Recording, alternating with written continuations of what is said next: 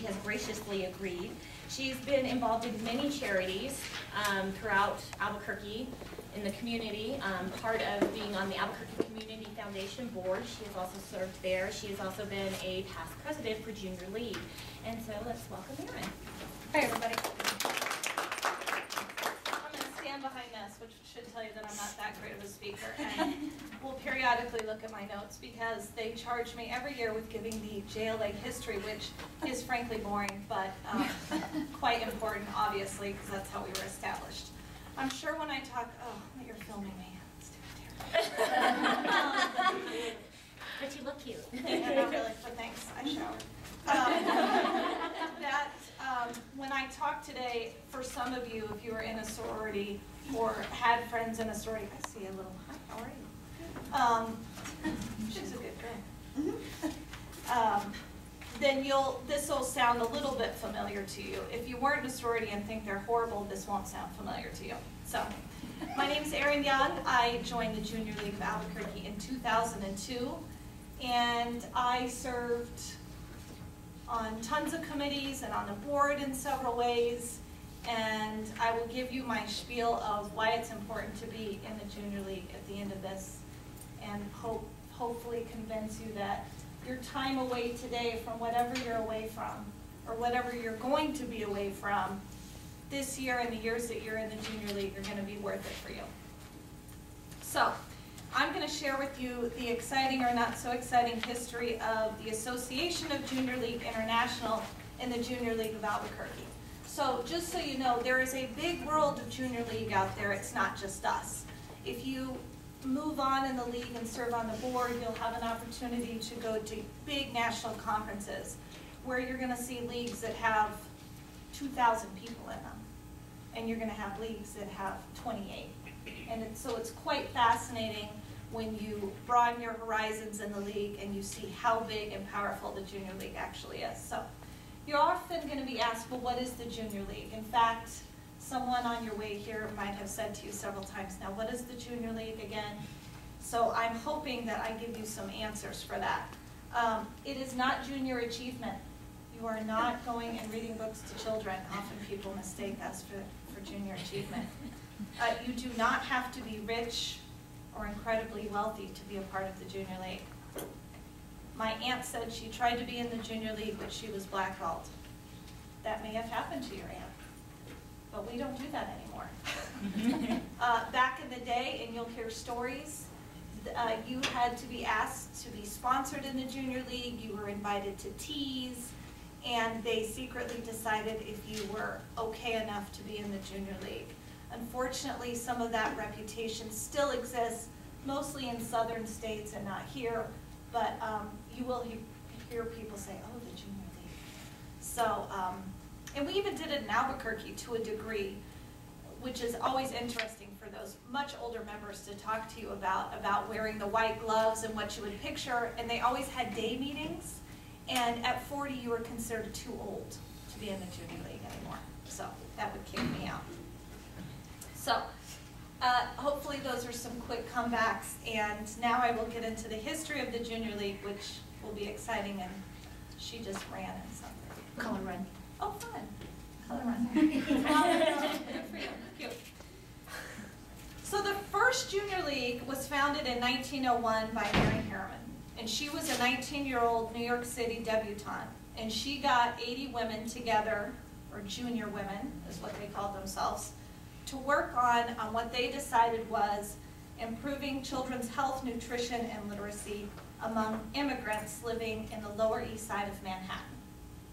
And to her amazement, her friend, Eleanor Roosevelt, also joins the Junior League of New York. So this is how this starts. So this New York movement, I was thinking about, it must have inspired the Real Housewives of New York, which frankly I'm totally addicted to. Ramona Singer and Kelly Ben-Simone, who is no longer on there, were part of the Junior League of New York. Kelly often will say that she was the youngest member of the Junior League of New York. And she is obviously not aware of who founded it, who was 19.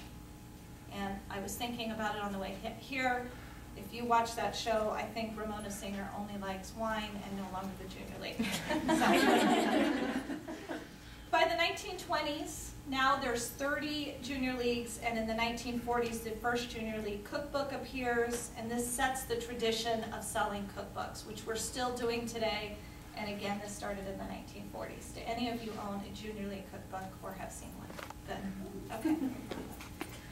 We're going to move through these eras quite quickly. So by the 1960s, now there's over 200 leagues, and in the 70s, they changed their name to the Association of Junior Leagues. In the 80s, who's glad that I'm moving so quickly, International is added to better reflect the international scope of the leagues.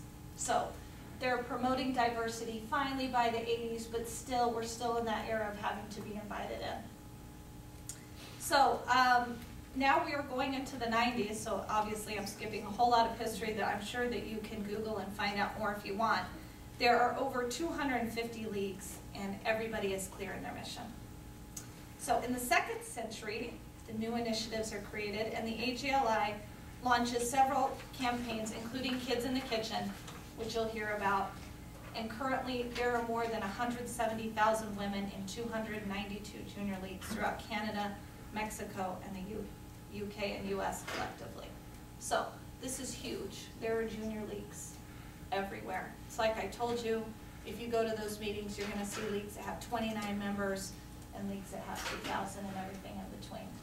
All towards a common goal, all towards the mission that you'll learn throughout your first year here. And I think that's pretty cool that there's a national movement of everybody moving towards that common goal. And hopefully you can meet people in other leagues. I actually have met some that I keep in touch with still. So famous leaguers include Sandra Day O'Connor, Barbara and Laura Bush, Betty Ford, Nancy Reagan, Katharine Hepburn, and obviously many more, Ramona Singer. All right. So moving along quickly, again, now on to our Junior League of Albuquerque. So some of this you'll have to apologize, because I will read some of this, and it is in some of your notebooks, but you're still going to have to hear me read some of them. So in 1934, the Junior Club, and yeah, it was called the Junior Club of Albuquerque, was founded in 1948. And we transitioned to the Junior League of Albuquerque when JLA agreed that New Mexico was a state. I'm not kidding. So, sad but true. So, early on in our league, we established a cerebral palsy day school. We opened the Junior League Thrift Shop, which Junior Leagues still have across the country. That's one of their major fundraisers. Was a volunteer coordinator for Bernalillo County Indian Hospital, which is now UNMH, but that was what it was first called. Started the initial fundraising for the Albuquerque's Children's Zoo, which is obviously now the Rio Grande Zoo. Provided major funds to All Face Receiving Home, Albuquerque Public Library System, and established the docent program at UNM Art Museum. So obviously I'm saying things that you've all heard about, and you probably never thought that the Junior League had a hand in starting all of these things.